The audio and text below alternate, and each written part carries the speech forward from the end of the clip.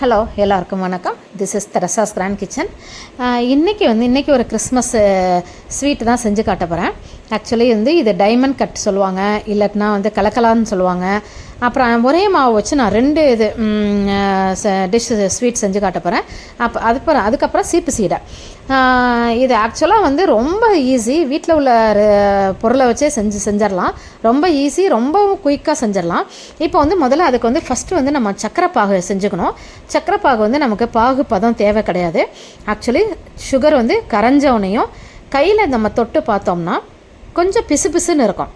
அதாவது எப்படி சொல்கிறதுனா, நம்ம இப்போ சுகர்லாம் தண்ணியில் கரைச்சோம்னா ஒரு மாதிரி இருக்காது, கையில் ஒட்டாது. அந்த மாதிரி ஸ்டேஜ் வரும். அந்த மாதிரி ஸ்டேஜ் வந்தோடனே நம்ம இந்த சுகர் சிரப்பை ஆஃப் பண்ணிட வேண்டியதான். இப்போ நான் சுகர் சிரப்பை ரெடி பண்ணிக்கிறேன். நான் இப்போ 1 கிலோ மாவுக்கு 1/2 கிலோ சுகர். இதுக்கு ரொம்ப சுகர் தேவைப்படாது. நம்ம சுகரை பாகு அதில் ஊற்றி செய்ய போகிறது கிடையாது. அதாவது லைட்டாக அதை ஸ்ப்ரிங்கிள் பண்ணி அதுக்கப்புறம் அதை நம்ம லைட்டாக குலுக்கி விட்டோம்னாவே போதும், அந்த ஸ்வீட் ரெடி ஆயிரும். வாங்க இப்போ வீடியோக்குள்ளே போவோம். இப்போ நான் 1/2 டம்ளர் தண்ணி வச்சு அதில் கிட்டத்தட்ட 1/2 கிலோ சுகர் போட்டிருக்கேன். 1/2 கிலோ சுகர் போட்டு இப்போ நான் கிண்டிக்கிட்டே இருக்கிறேன். நான் கிண்டி இது கெட்டியாக ஆயிடணும். கெட்டியானா அந்த பிசுபிசுப்பு தன்மை வந்தோடனே நம்ம ஏலக்காய் பவுட்ரு போட்டுட்டு அதுக்கப்புறம் ஒரு 1/2 லெமன், ஏன்னா சுகர் சிரப்பு கெட்டியாகாமல் இருக்கிறதுக்காக 1/2 லெமன் புழிஞ்சு விட்டு அதை ஆஃப் பண்ணிட வேண்டியதான். இப்போ சுகர் சிரப் ரெடி ஆகிடுச்சு. நான் ஆஃப் பண்ணிவிட்டு இது ரூம் டெம்பரேச்சருக்கு நம்ம கொண்டு வந்துடணும். ஆறின பிறகு நம்ம இதை யூஸ் பண்ணணும். அதுக்கப்புறம் நான் 1 கிலோ மாவு போட்டு இப்போ லெமன் ஜூஸ் புளிகிறேன். லெமன் ஜூஸ் புளிஞ்சிட்டு ஏலக்காய் பவுடரும் போட்டுட்டேன். நான் ஏலக்காய் பவுடர் நான் ஏற்கனவே முன்ன சொன்ன மாதிரியே நான் பவுட்ரு பண்ணி வச்சுருப்பேன் பாட்டிலில். அதான் போட்டு இப்போ இறக்கி தனியாக வச்சுட்டேன். இப்போ நான் 1 கிலோ மாவு எடுத்துக்கிறேன். நான் 1 கிலோனா கிட்டத்தட்ட ஒரு 250 ஸ்கூப்பால், அதாவது ஒரு கரண்டி சொல்லுவாங்க, அந்த கரண்டியால் 4 கரண்டி நான் போட்டுக்கிறேன். நான் போட்டுக்கிட்டு இதுக்கு ஒன்றுமே இல்லை, சால்ட்டு, தண்ணி இது மட்டும் ஊற்றி பிசையணும். ஆனால் நல்லா கெட்டியாக பிசையணும். நீங்கள் மைதா மாவு இல்லைன்னா கோதுமை மாவு போட்டுக்கலாம். ஆனால் கோதுமை மாவு இந்த மாதிரி வராது. நல்லா கெட்டியாக இந்த அளவுக்கு பிசைஞ்சுங்க. கை வச்சு பார்த்தீங்கன்னா கரெக்டாக நம்ம பட்டர் அமுக்கணும்னா எப்படி உள்ளே போவோம் அந்த மாதிரி நம்ம எடுத்துக்கணும். இப்போ நான் சின்ன சின்ன உருண்டையாக நம்ம சப்பாத்தி மாவுக்கு பிசைவோம்ல அந்த அளவுக்கு உருண்டை எடுத்து நான் கல்லில் திரட்டிக்கிறேன். கல்லில் திரட்டிட்டு அதை நல்லா மெல்லிசாக திரட்டிக்கணும். நல்லா மெல்லிசாக திரட்டி நம்ம டைமண்ட் கட்டு இல்லைன்னா நீங்கள் பீஸா கட்டர் வச்சு கூட நீங்கள் கட் பண்ணிக்கலாம். இல்லை நைஃப் வச்சிங்கன்னா கொஞ்சம் சிலும்பலாக வரும். பட் ஆனால் கட் பண்ணலாம். நான் இப்போ பீஸா கட்டர் இருக்கிறனால பீஸா கட்டர் வச்சு நான் கட் பண்ணிக்கிறேன். நான் கட் பண்ணி இதை டைமண்ட் ஷேப்பில் கட் பண்ணிக்குவோம். கட் பண்ணி இது எல்லாத்தையுமே நம்ம தனியாக ஒரு பிளேட்டில் ரெடி பண்ணி வச்சுக்குவோம். இந்த மாதிரி நீங்கள் கிராஸாகவே கட் பண்ணிங்கன்னா உங்களுக்கு டைமண்ட் ஷேப்பில் வரும். இந்த மாதிரி வரும் உங்களுக்கு.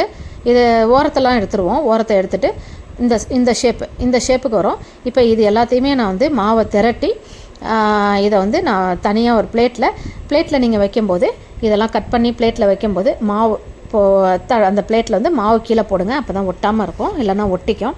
மாவு போட்டு ரெடி பண்ணி நான் இப்போ இது எல்லாத்தையுமே திரட்டி நான் கட் பண்ணி வச்சுக்கிறேன். நான் வச்சுட்டு உங்களுக்கு காட்டுறேன். நான் இதுக்கு இடையில் நம்ம ஆயிலை சூடு பண்ணிக்குவோம்.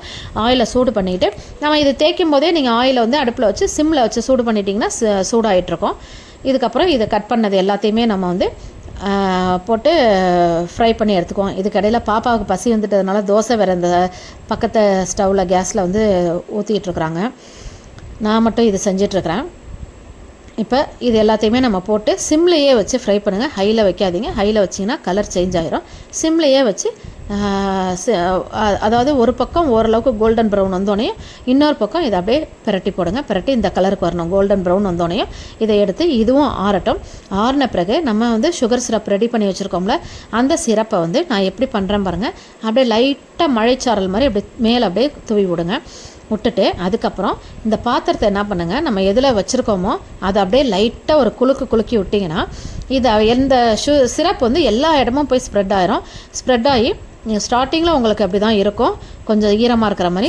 பட் ஆனால் வந்து அந்த சுகர் சிரப் வந்து அதில் போய் செட் ஆகும். செட் ஆன பிறகு நம்மளோட டைமண்டில் செட் ஆன பிறகு இது நல்ல ஒரு ஸ்வீட்டாக இருக்கும்.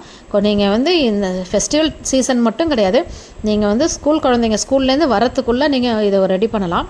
அப்புறம் அதுலேயே நான் வந்து சீடை அளவுக்கு நான் வந்து அதே மாவை, வேறு எதுவும் மாவு எக்ஸ்ட்ரா பிசையில் அதே மாவு சீடை சைஸுக்கு நான் எடுத்துக்கிட்டு இப்போ இந்த மாதிரி நான் இதுக்காகவே தனியாக வந்து சீப்பு வச்சுருக்கிறேன். நான் இந்த மாதிரி ஒரு லைட்டாக ஒரு நம்ம கட்டை விரல் இருக்குல்ல, கட்டை விரலால் ஒரு தேய்ச்சிங்கனாவே உங்களுக்கு வந்து இந்த மாதிரி உருண்டையை வச்சு லைட்டாக ஒரு ப்ரெஸ் கொடுங்க. நல்லா அழுத்தி ப்ரெஸ் கொடுத்திங்கன்னா நம்ம வந்து பீச்சிலலாம் சோழி கிடைக்கும் பார்த்திங்களா, வெள்ளை கலரில், அந்த மாதிரி சோழி ஷேப்புக்கு வந்துடும். இது வந்து ரொம்ப நல்லாயிருக்கும். இது நீங்கள் வந்து நான் வந்து ஒவ்வொரு சீப்லேயும் நான் வந்து பெரிய பல் உள்ளதுலேயும் போட்டு காட்டுறேன், சின்னதுலேயும் போட்டு காட்டியிருக்கேன். நீங்கள் இதை வந்து ஒன்றும் இல்லை, இந்த உருண்டையை வந்து சீப்போட எண்டில் வச்சு அழுத்திங்க, விரலால் அழுத்தி ஒரு ப்ரெஸ் கொடுத்து தேய்ச்சிங்கன்னா இது வந்து இந்த சோழி மாதிரி வந்தோடனையும் இதையும் எல்லாம் நீங்கள் இதெல்லாமே ரெடி பண்ணி வச்சுக்கலாம். இது உடனே போடணும்னு அவசியம் கிடையாது. இல்லை, எல்லாமே நீங்கள் உருண்டையெல்லாம் ரெடி பண்ணி இந்த சீப்பு சீடையும் ரெடி பண்ணிவிட்டு அதுக்கப்புறம் நீங்கள் ஆயிலில் போடலாம். நான் இப்போ அந்த மாதிரி தான் ரெடி பண்ணிவிட்டு இப்போ ஆயிலில் நான் போட்டு காட்டுறேன். நான் இந்த மாதிரி வச்சுருக்கேன். நான் இதில் வந்து இந்த மாதிரி இது வந்து இதுக்காகவே நான் வச்சுருக்கிறேன் நான் அந்த சீப்புங்க. அதனால் இதிலையே நான் போட்டுட்டு இப்போ இந்த அதே ஆயில்லையே நான் வந்து இப்போ நம்ம டைமண்ட் கட் போட்டோம்ல அந்த ஆயில்லையே இதை போட்டு இதையும் வந்து சிம்லேயே வச்சு அதுக்கப்புறம் இதை வந்து நீங்கள் ஃப்ரை பண்ணி எடுங்க. இன்கேஸ் அந்த கொதிப்பு அடங்கும், அந்த பாயில் ஆகுதுல எண்ணெயில் அது கொதிப்பு அடங்கினோன்னையும் நீங்கள் வந்து வேணால் ஹையில் வச்சு கொஞ்சம் கலர் கூட்டிக்கலாம். இதை வச்சு கொஞ்சம் கலர் கூட்டிகிட்டு அதுக்கப்புறம் அது கொதிப்பு அடங்கினாவே உங்களுக்கு வெந்துருச்சுன்னு அர்த்தம். அதுக்கப்புறம் கூட்டிகிட்டு நீங்கள் வந்து சுகர் சிரப்பில் இதை என்ன பண்ணுங்கள், இதை வந்து சுகர் சிரப்பில் டைரெக்டாக போட்டு ஒரு 2-3 நிமிஷம் அடுத்த நீங்கள் இது ஃப்ரை பண்ணுற வரைக்கும் நீங்கள் இது உள்ளே இருக்கட்டும். அதுக்கப்புறம் எடுத்து தனியாக ஒரு பிளேட்டில் மாற்றி வச்சுட்டு அதுக்கப்புறம் இதை நீங்கள் வந்து சாப்பிட்டிங்கன்னா ரொம்ப டேஸ்ட்டாக இருக்கும். கண்டிப்பாக இந்த வீடியோ உங்களுக்கு பிடிச்சிருக்குன்னு நினைக்கிறேன். இந்த வீடியோ உங்களுக்கு பிடிச்சிருந்துச்சுன்னா நீங்கள் செஞ்சு பாருங்கள் வீட்டில். பிடிச்சிருந்துச்சுன்னா லைக் பண்ணுங்கள், ஷேர் பண்ணுங்கள், சப்ஸ்கிரைப் பண்ணுங்கள். நாளைக்கு இன்னொரு வீடியோவில் உங்களை நான் மீட் பண்ணுறேன். Until then this is Teresa's grand kitchen. எல்லாருமே கிறிஸ்மஸ்க்கு ஸ்வீட்ஸ் எல்லாம் செஞ்சிட்ருப்பீங்க. இதை கூட நீங்கள் ட்ரை பண்ணி பாருங்கள், நல்லாயிருக்கும், டேஸ்ட்டாக இருக்கும். இது அந்த காலத்து ஸ்வீட் இதெல்லாம். அதனால் நீங்கள் செஞ்சு ஃபேமிலியோட ஃப்ரெண்ட்ஸோட ஷேர் பண்ணுங்கள். பாய்.